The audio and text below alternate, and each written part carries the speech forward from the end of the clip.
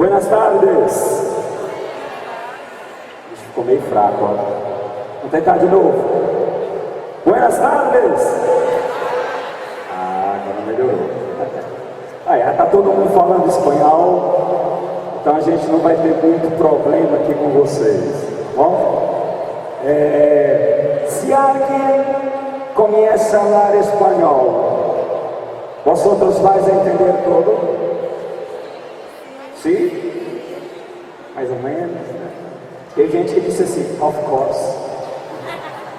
Então eu ouvi aqui o pessoal dizendo, yes! Yes não vai ser hoje, yes vai ser um próximo encontro. Bom, pessoal, meu nome é Klaus, tá? Já estive aqui trabalhando algumas tardes com vocês, algumas pessoas aqui já devem ter assistido a nossa aula, e sempre é um prazer estar aqui com vocês, tá? Contribuindo com a entrada tão sonhada faculdade, ok? E o espanhol, como o próprio Fábio falou, é uma das disciplinas, aqui já não é mais uma língua, tá? É uma das disciplinas que vai fazer com que você garanta o seu acesso à faculdade, ok? Nós estamos dentro da competência 2, tá? Da área de linguagens, portanto, se o Enem quiser colocar uma questão de línguas estrangeiras, uma questão de espanhol, ele pode fazer. Se ele quiser colocar 10 questões de espanhol, língua estrangeira, ele pode fazer. Atualmente, ele vem trabalhando, o MEC, o Ministério da Educação, ele vem trabalhando com 5 questões. Cláudio, se essas 5 questões elas podem ser modificadas, por que sempre vai vir os 5?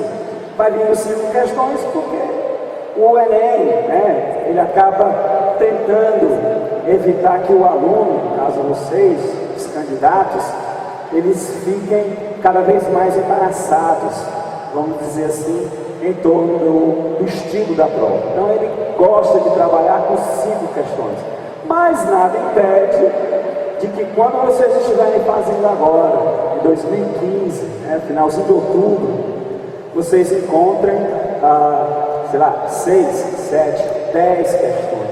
Por quê? Porque a prova não é de língua estrangeira, a prova é de espanhol, tá bom? E o espanhol é uma língua que tem crescido muito, certo?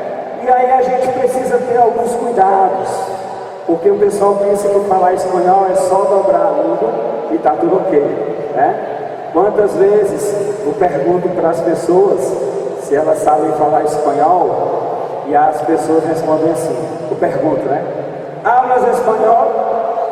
Aí a pessoa diz, pueco,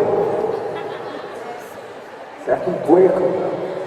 Vamos a tomar uma Coca-Cola, é o que as pessoas geralmente falam, O que as pessoas estão falando é o portunhol, então a gente tem que ter cuidado. Vai a primeira dica de hoje, tá? Espanhol e o português são 2 línguas irmãs, mas não são línguas irmãs gêmeas. Eles têm, as línguas são semelhantes, mas não são totalmente igual ao português, para você só fazer alguma coisa diferente da boca, e aí você está dizendo que fala espanhol. Você precisa ter cuidado. E uma prova como essa que nós vamos estar fazendo, que é uma prova de leitura, segunda dica de hoje. A prova do Enem é só interpretação de texto. Ou seja, as 5 questões que você vai ter, você só precisa ler, você só precisa interpretar o que está escrito ali nos textos. Ok? Então, o Enem espera que nessa leitura você consiga interpretar e passar por cima dos falsos cognatos. O que são os falsos cognatos? São aquelas palavras que a gente pensa que é uma coisa e acaba sendo outra. O espanhol é cheio disso. Por exemplo, agora nós estamos assistindo uma classe ou uma aula de espanhol. Para classe, em português a gente diz aula, Pero em espanhol se diz classe de espanhol, certo? Meu nome é Cláudio Lima, Cláudio Pereira Lima. Se alguém que fala espanhol me perguntar o nome, eu vou dizer, meu nome é Cláudio. Mas se alguém me perguntar o apelido, eu não vou dizer o meu apelido, ou um dos apelidos que eu tenho. Eu vou dizer meu sobrenome. Por quê? Porque apelido no espanhol não quer dizer apelido. Apelido quer dizer sobrenome. E olha que interessante. Tem a palavra sobrenome, que quer dizer apelido. Certo? Puedo pedir para vosotros, posso pedir para vocês, um ratito de silêncio. Aí alguém escuta, né? Alguém que não está preparado, que não veio assistir as aulas daqui. Aí escuta o professor dizendo, ó, o professor falou um ratito, que é um rato da gente. Então vou entregar para ele um guabiru. Negativo, né? Rato no espanhol quer dizer um instante, um momento. Né? Então o espanhol é cheio de palavras. Se quiser, a gente pode passar aqui a tarde inteira só falando desses falsos cognatos. Bom, então vocês precisam ter cuidado com esse tipo de situação. Bom, por quê? Porque como nós estamos na competência 2, tá? Existem 4 habilidades, 4 situações que o Enem espera da gente. Beleza? Antes da gente continuar, eu estou um pouco rouco, mas está dando para vocês entenderem, não é bom? Não é bom? Está tranquilo? Certo. Bom, abrem aí, por favor, a apostila de vocês, na nossa parte de espanhol, equivale à página 11. Bom, e eu vou ler rapidinho com vocês o que é que o Enem espera da gente. Estão vendo aí, página 11? Tranquilo? Então tá lá, o Enem. Ele espera que a gente conheça e saiba usar a língua estrangeira moderna, aí entre espanhol, inglês, francês, etc. Sendo que no Enem o pessoal procura mais o espanhol ou inglês. Como instrumento de acesso a informações e a outras culturas e grupos sociais. É o que a gente chama hoje de instrumentalização. Ou seja, você só precisa ler, você só precisa interpretar, ok? E aí vem o primeiro ponto que o Enem espera da gente, a habilidade 5, associar vocábulos e expressões em texto em língua estrangeira moderna no seu tema. Ou seja, vocês vão ser convidados a interpretar 2 tipos de palavras. São os vocábulos do espanhol. Como eu disse para vocês, tem muito vocábulo no espanhol que a gente pensa que é uma coisa, quando a gente vai ver é outra. Né? Um desses que eu disse para vocês, e provavelmente deva ter algum aqui. Peraí. Não, aqui é outra dúvida.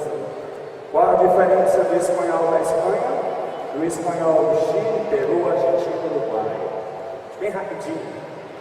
Pessoal, é o seguinte, o Enem ele vai cobrar de vocês um espanhol uniforme. Bom? Eu estou trazendo um espanhol uniforme, vai ser o espanhol só lá da Espanha. Não, ele vai pegar as principais representações do espanhol do mundo. E, lógico, fora a Espanha, você tem aí um país que influencia muito dentro do espanhol, né, nas relações comerciais internacionais, que é justamente a Argentina. Lá na Argentina também fala espanhol, um pouquinho diferente do espanhol que a gente vê falado na Espanha. Tá? E a diferença que existe entre o espanhol dos 2 continentes, no caso, a América do Sul, Central também, né? As 2 últimas Américas, com a Europa, a diferença é como se fosse, por exemplo, o nosso português do Brasil e o português de Portugal. Certo? Vocês entendem quando uma pessoa está contando uma piada e começa a fazer o papel de português? Vocês entendem o que a pessoa diz? Dá para entender? Mais ou menos. Pois é, justamente esse mais ou menos é que faz a diferença entre o espanhol da Argentina, por exemplo, com o espanhol europeu, o espanhol da Espanha. Tá? E bem como os outros, como Peru, Chile, etc. Tá bom? Então, existe diferença? Existe, mas é uma diferença mínima que não vai comprometer a interpretação de vocês.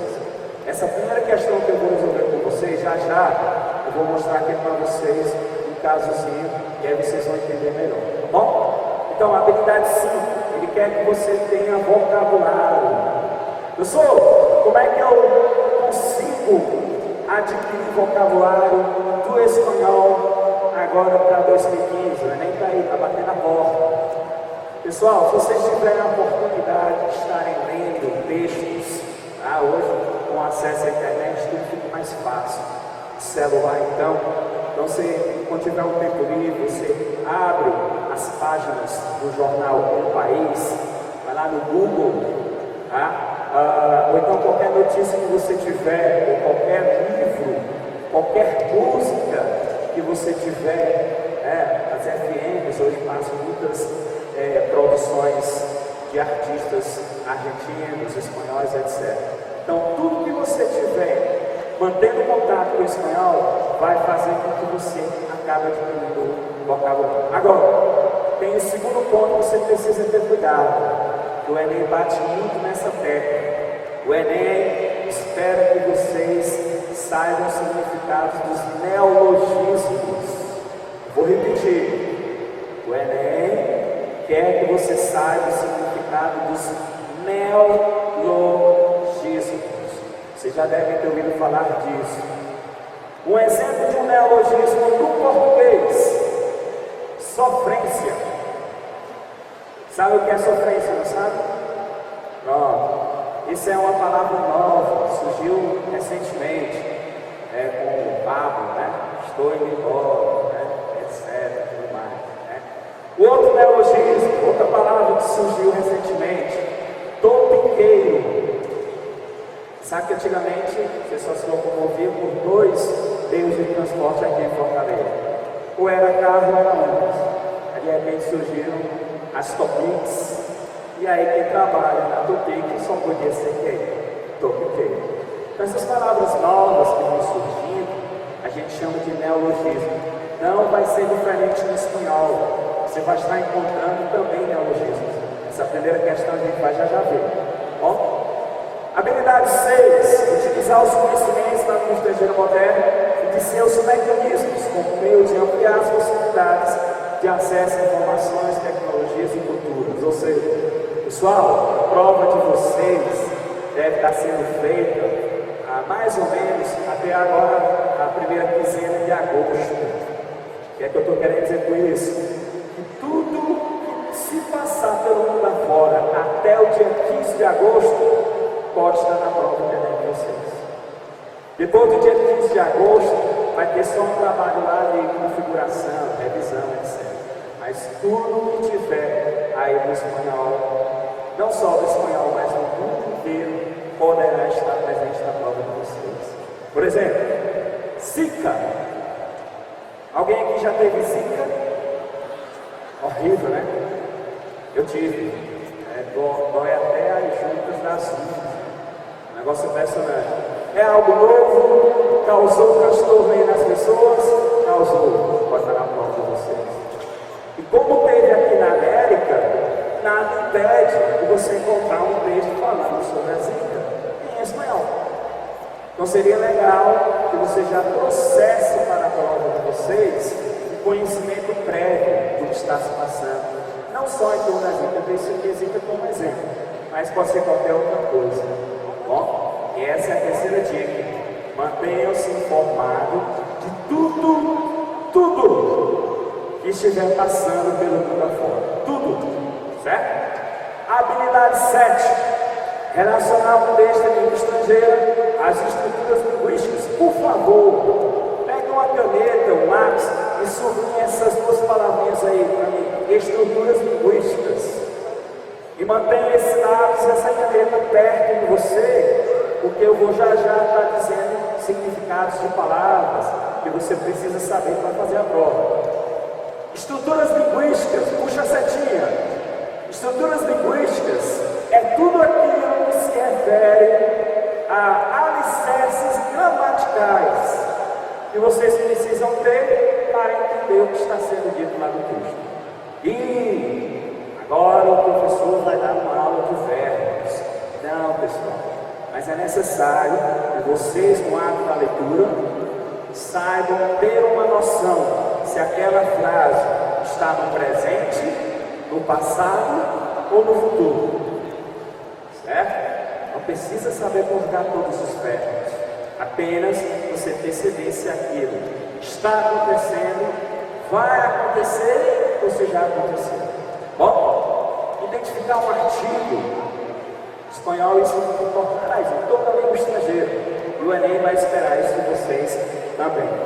E a última habilidade, a habilidade 8, reconhecer a importância da produção cultural da língua estrangeira moderna como representação da diversidade cultural e linguística. Ou seja, nos vestibulares anteriores ao Enem, todos os textos que aconteciam nas provas eram textos tradicionais. Ou seja, ou eram textos narrativos, ou eram textos dissertativos. Hoje, com a proposta do Enem, e isso não só no espanhol, mas em todas as outras disciplinas, você vai encontrar, por exemplo, uma letra de música para você interpretar. Você vai encontrar poema para você interpretar. Você vai encontrar charges para você ler e também interpretar. Você vai encontrar, não caiu até agora, mas pode cair, quem sabe, pode encontrar gráficos. O que é que tem a ver gráficos com a língua estrangeira e com o espanhol? Muito a ver. Por quê? Porque o Enem quer que a gente saiba ler tudo que é texto. O Enem se apoia, dentro da linguística atual, de que tudo que passa uma mensagem é considerado um texto. Então, por exemplo, você está andando no meio da rua, você vê uma placa de trânsito, está lá o Ezinho, dentro de um círculo vermelho, está lá o E. O que é que essa placa está dizendo para você? Você pode estacionar. Passou uma mensagem? Passou, é texto. Letra de música, você está aqui no ônibus, o motorista está ouvindo lá uma musiquinha tal, etc. E você vai lá e escuta aquela música.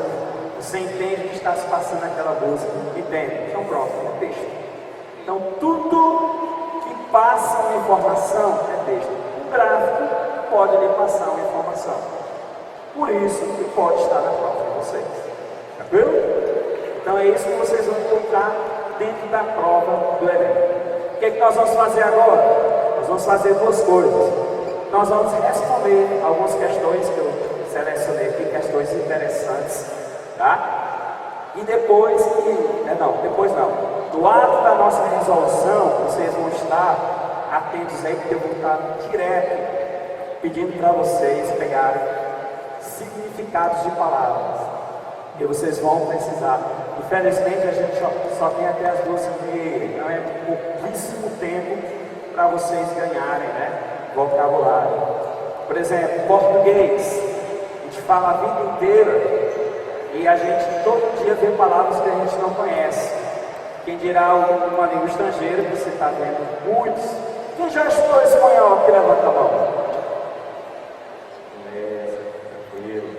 Então, aqui tem muitos que já estão dentro aí da realidade espanhola, já é um ponto muito positivo, hein? Certo? Então, é difícil você em 1h30, você está passando tudo no espanhol, bom? Então é necessário que você esteja com uma caneta, um lápis, para você pegar o significado aí dessas palavras. Tudo tranquilo?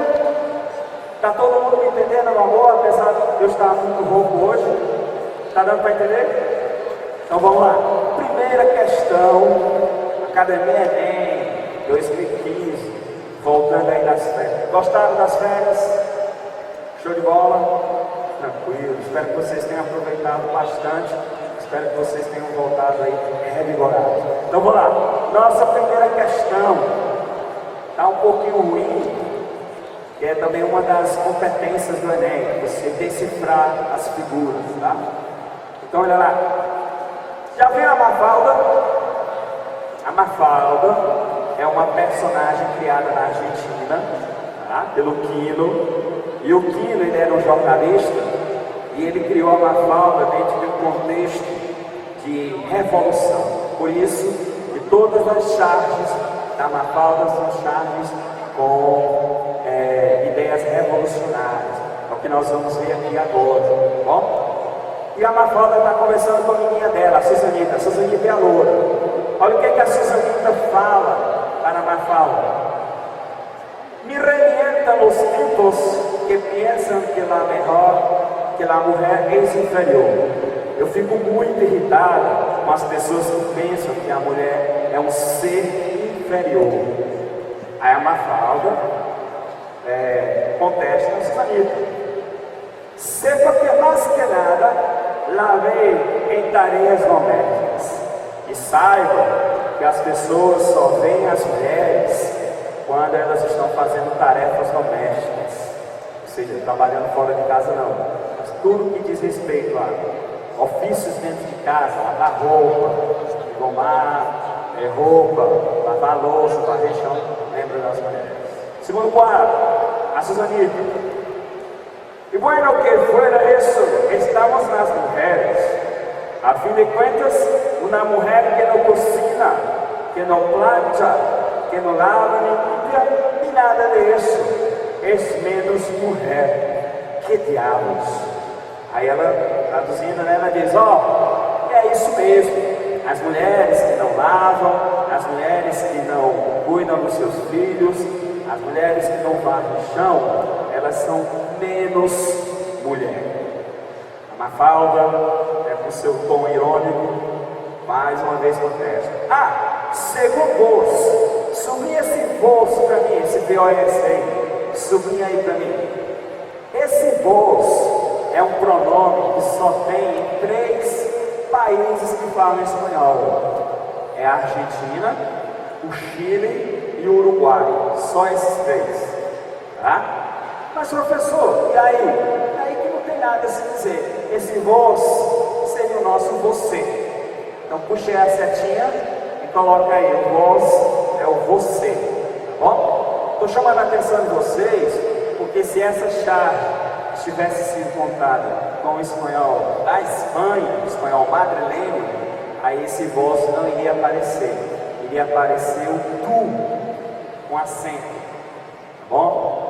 Escreve aí na apostila, bota assim, tu com acento, sinalzinho de diferente, diferente de tu sem acento. Repetindo, tu com acento, diferente de tu sem acento. Coloca aí, tu com acento, tradução, tu. Eu hablo espanhol, tu hablas espanhol. Aí o tu com acento. E o tu sem acento, coloca aí, teu ou tua. Então, por exemplo, domingo que vem, né, Dia dos Pais. Alguém aqui é pai? Levanta a mão. Parabéns aos que já são pais. E os que ainda vão ser. Certo? Aí você chega e diz, este é tu padre. Aí esse tu, obrigatoriamente, ele vai vir sem acento, tá bom? Então tu sem acento, teu ou tua, beleza? Mas aí é fácil você perceber que esse vos seria você, tá bom? Aí tá lá na fala, segundo vos, uma mulher que tenha cozinheira, lavandeira, mucama e demais, esse pouco mulher.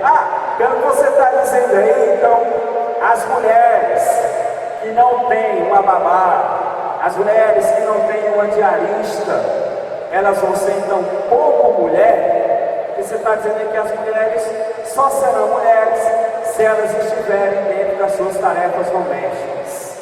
É o que a Mafalda está dizendo. E aí a Suzanita termina, né?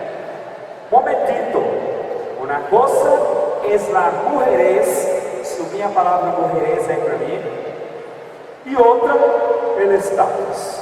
Peraí, só um instante. Uma coisa é a mujeres e a outra coisa é o status social. Pessoal, se você for agora lá para o Google Tradutor e jogar a palavra mujeres, é capaz do Google Tradutor não saber traduzir. É como se você pegar a palavra sofrência e tentar traduzir para o inglês ou para o espanhol. Não vai ter significado nenhum. Por quê? Porque é um neologismo, é uma palavra criada para aquela circunstância. Agora vamos entender o que seria a palavra mujeres, mudando o gênero dela. Vocês já ouviram a palavra macheza no português? O que é a macheza? É a capacidade do indivíduo, mas o homem, de ser o quê? Macho. Ou seja, ele ser forte, ele ser determinado, corajoso, etc. E a mujeres, bota lá em mujeres, fica mujeresa, ou seja, muito parecido com macheza, sendo que agora com o gênero trocado, no caso. Então, mujeres seria a capacidade que a mulher tem de ser mulher. E de acordo com o que a Suzanita está dizendo aí, a mulher só será mulher se ela lavar, se ela cozinhar, se ela varrer o chão, enfim. Lógico, isso é falso, né? Eu também compartilho da opinião de vocês. Mas é o que a Suzanita está dizendo aí. Bom, e como está aparecendo aí, você tem que interpretar o que está colocado aí, beleza? E aí, a mulher se refere à característica de ser mulher. E o status se refere ao quê? Ao que a Mafalda disse, de que a mulher, ela pode contratar uma babá, ela pode contratar uma faxineira, ela pode... Então, essa capacidade de contratar, aí sim, isso seria o status. Deu para entender? Então você vê que a coisa não é tão espanhol, né? Ok. Essa coisa não é tão espanhol, é mais uma questão social. Então nós estamos aqui, ó, na habilidade 5.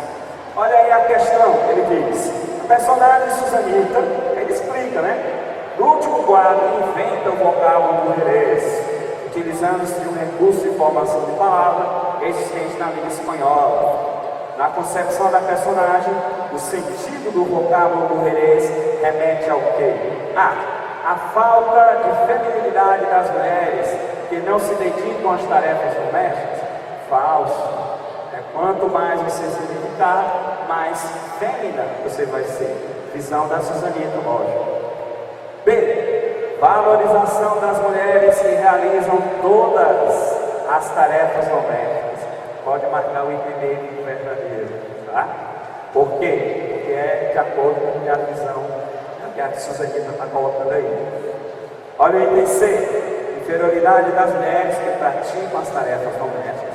Não porque ao praticar as tarefas domésticas, ela vai ser super valorizada. Concepção da Suzanita. D. Relevância social das mulheres que possuem empregados para realizar as tarefas. Isso é seguir status, né? Independência das mulheres que não se prendem apenas às tarefas domésticas. Então, realmente, o sentido da palavra mulheres, que não está em nenhum dicionário até hoje, em língua espanhola, talvez nem seria justamente a mulheres, a capacidade da mulher de ser mulher, a capacidade da mulher de ser inferior, de estar em casa cuidando dos seus filhos e não saindo para trabalhar. Então, a resposta da nossa primeira questão, bem de boa. Tranquilo? Se vocês tiverem dúvidas, tá? Vocês podem mandar aqui algum recado, ou a gente vê aí, você levanta a mão e a gente vê qual seria a sua pergunta. O espanhol é de que origem? E qual foi o primeiro país a falar o espanhol? Bom, o espanhol, ele é de origem latina, tá? O português também é do latino, por isso são as línguas latinas. Tem outras línguas latinas também, francês, italiano, tá? Tem um grupo das línguas anglo-saxão, que é o caso do alemão, do inglês. Por isso que quando um italiano fala, você entende mais ou menos o que ele diz, mais do que o britânico que fala inglês fala, porque são famílias diferentes, né? São línguas de famílias diferentes, tá? Por isso que o espanhol vai ser muito parecido com o português. Por isso que ahora nosotros podríamos estar falando espanhol com vosotros, que vosotros ibais a entender todo. Perfeito? Porque o som não ajuda, a voz também. A voz está horrível. Ontem eu fui para Sobral e esqueci de levar o meu agasalho. Aí eu voltei com ele na garrafa, certo?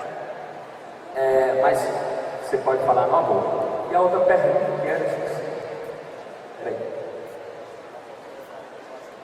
O primeiro país, a Espanha, né? A Espanha hoje, se você conseguisse pegar a Espanha, colocasse no território brasileiro, sabe quantas Espanhas caberiam aqui no Brasil, no espaço do Brasil?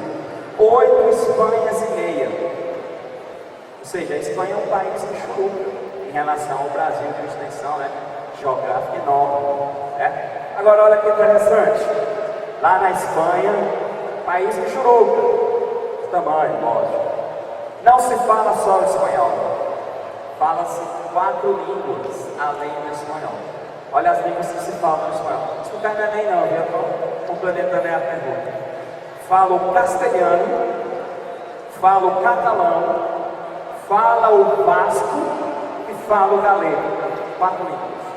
Castelhano, catalão, basco e galego. Professor, e dessas 4 línguas, o que é que a gente vai estudar? O espanhol. Certo? E aí, o senhor não falou que lá na Espanha fala espanhol. O senhor falou das 4 e esqueceu de falar espanhol. Na realidade são 5. Não, na realidade, uma dessas 4 é o espanhol. Qual é o idioma falado na França? Qual é o idioma falado na Alemanha? Qual é o idioma falado na Holanda? Então, o idioma da Espanha deveria ser o espanhol. É o nome espanhol.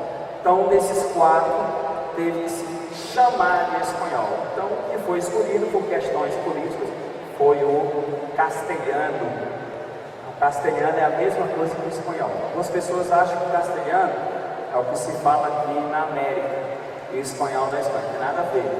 Castelhano e espanhol quer dizer a mesma coisa. Hoje, você pode chegar em casa e dizer assim, hoje eu assisti aula de castelhano. Ué, você não disse que ia assistir aula de espanhol? Você está mentindo? O pai vai te perguntar. Aí você explica para ele, né? Pai, espanhol e castelhano é a mesma coisa. É só nome diferente. Entendeu? Então, para simbolizar o país como um todo, o castelhano passou a ser chamado de espanhol. Então, sem dúvida, o primeiro país a falar o espanhol foi a Espanha. Aí depois a Espanha, expansão marítima europeia, chegou aqui na América. E o Brasil é o único país na América do Sul que não fala espanhol. Todos os outros vão estar falando espanhol. Tranquilo? Bom, então, nossa primeira questão. Qual é a resposta da primeira questão, hein? Não ouvi. B ou D? B de bola. Outro neologismo. Vamos aí para o desmatiopiçar. Vocês já ouviram falar em Machu Picchu? Já, né? Para quem não conhece, Machu Picchu é uma cidade construída no alto de uma montanha, certo? Onde o acesso para ela até hoje mal passa uma pessoa. E os incas, que foram os responsáveis pela criação do Machu Picchu, eles levavam para a construção da cidade pedras do tamanho, deixa eu ver aqui, do tamanho desse banner aqui, pedras desse tamanho, pesadas.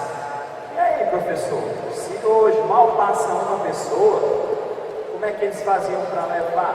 Vários índios levando. Esse é um dos grandes mistérios da humanidade hoje. Como as pirâmides do Egito, como que os egípcios construíram aquelas pirâmides enormes. Tem gente que diz até que teve ajuda dos extraterrestres, né? Ninguém sabe. O fato é que Machu Picchu chama a atenção do mundo inteiro. Olha só como é interessante a cidade. Isso antes de Jesus Cristo, viu? Antes de haver internet, antes de WhatsApp, muito antes. Estava lá os índios. É uma região de muitos terremotos, tá? Aí quando tem um terremoto, as pedras elas saem do lugar. Depois que termina o terremoto, as pedras voltam para o mesmo lugar. Pessoal, como é que eles fazem isso? Não sei. Então, Machu Picchu é uma cidade visitada por turistas, geógrafos, filósofos, cientistas, historiadores, todo mundo está lá, querendo assistir, né? Querendo ver que cidade é essa. Bom, o que acontece? Machu Picchu ficou muito famosa. O último comercial que foi gravado lá, usaram um helicóptero. Era um comercial de cerveja. Eu não sei qual é a ligação de cerveja com Machu Picchu, mas estava lá o helicóptero. E o helicóptero, ao subir, como é muito alto, né, o vento, a altitude e tal, aí o helicóptero ele perdeu um pouco a estabilidade e acabou batendo numa pedra lá. Aí o governo do Peru disse assim, não, chega, se continuar assim vão acabar com Machu Picchu. Aí o que ele fez? Se você quiser um dia conhecer Machu Picchu, tá lá, abre lá na internet, aí aparece uma promoção de você viajar para o Machu Picchu, pegue.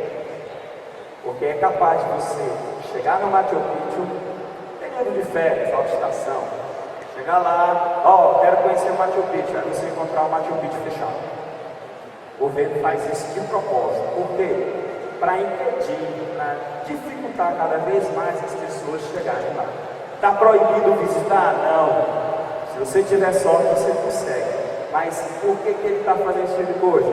Porque se não fizer, as pessoas chegam lá com canetinha e arriscam as pedras. Entendeu? Então o que ele está querendo fazer com o turismo do Peru? Olha aí a palavra. Desmachupiçar o turismo. Deu para entender? Sublinha para mim.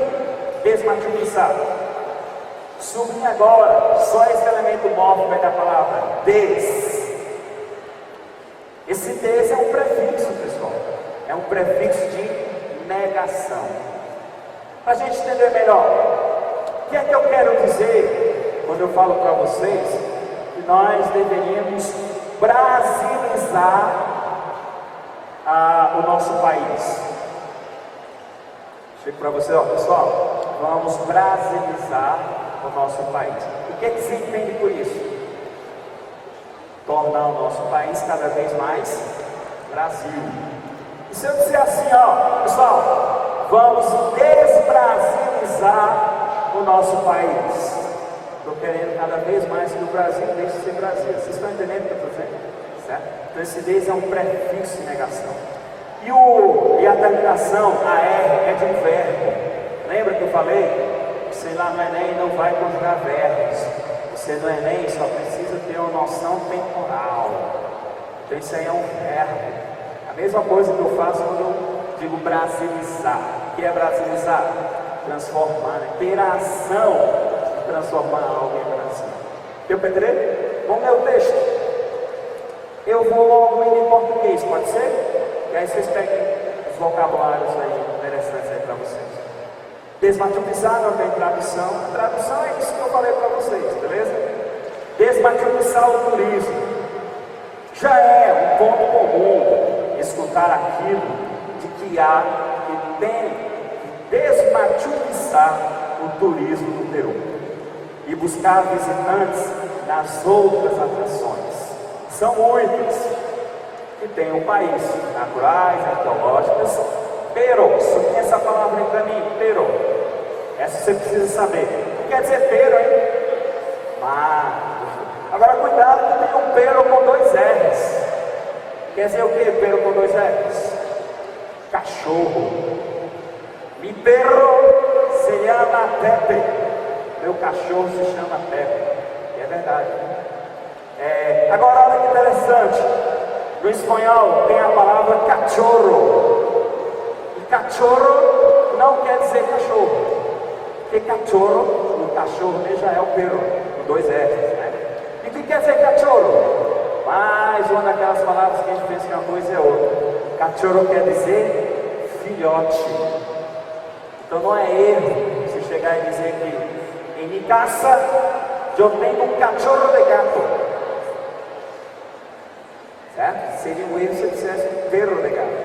Mas cachorro de gato seria um problema, ok? Então sublinhei, perro quer dizer mas, porém, entretanto, todavia. Mas, porém, entretanto, todavia, a cidadezinha Inca tem um imã inegável.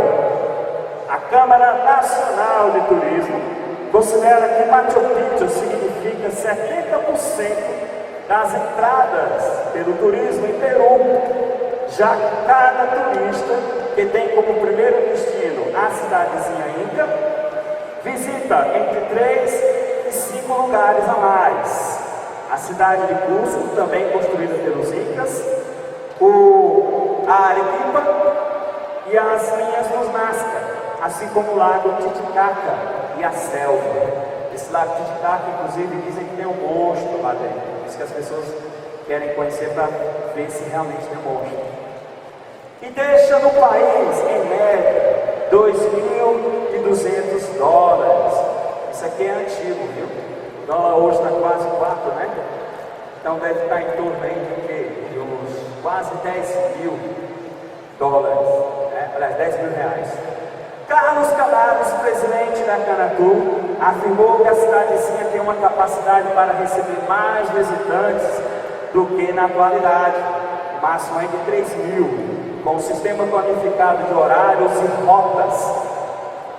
Quer dizer pero? Gostei. Mas não quis avançar nenhum número. Sin embargo, essa locução aí, sin embargo, tem gente que pensa que sin embargo seria sem problema. Não é. Puxa a setinha. Posso dizer? Sin embargo quer dizer mas, porém, entretanto, todavia. Opa! Professor, então sin embargo é sinônimo de pero? Exatamente. Então tanto faz ser dizer pero, sin embargo. É igual ao português, tanto faz ser dizer no entanto, mas, porém, né? Então no espanhol é a mesma coisa. Tanto faz ser dizer pero, sin embargo, é a mesma coisa. Anotem, viu? Porque já vi muita gente boa não entender a frase porque não sabia o que era o sin embargo. Entretanto, a Unesco advertiu em várias ocasiões que o momento encontra-se perto de um ponto de saturação, muita gente lá, e o governo não deve fazer nenhuma política de capacitação de novos visitantes, algo com que concorda o vice-ministro Rocha Freire. Tá com letra maiúscula, né? Você não traduz, é o nome do sujeito. Então, pessoal, os peruanos estão muito preocupados em perder o maior centro turístico deles, que já foi tombado aí, né? Patrimônio da humanidade há muito tempo. E para isso, eles estão tentando desmachupiçar o turismo do Peru. Vamos para a questão. A reportagem do jornal espanhol mostra a preocupação diante de um problema no Peru, que pode ser resumido pelo vocábulo desmachupiçar, se referindo ao quê? Tem a escassez de turistas no país. Tem pouco turista lá no Peru? Não, ele está tentando desmachupiçar. Então ele tem a falsa. B, ao difícil acesso ao lago Titicaca. É isso que ele está falando em relação a desmachupiçar? Negativo. O lago Titicaca, pessoal, é uma ideia secundária. Quarta dica de hoje. Você precisa ler o texto e identificar o que é a ideia principal e o que é a ideia secundária. Ah, professor, eu estou na dúvida. Vai a dica. Tira aquilo que você acha que é secundário do texto. Se você tirar e o sentido do texto permanecer o mesmo, pronto, você tirou uma ideia secundária. Ou seja, você não precisa se preocupar nem com o significado daquela palavra.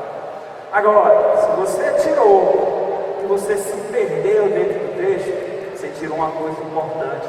Você tem que devolvê-la ao texto, tem que parar, analisar e ver o significado daquela questão. Bom, aquela palavra, perdão.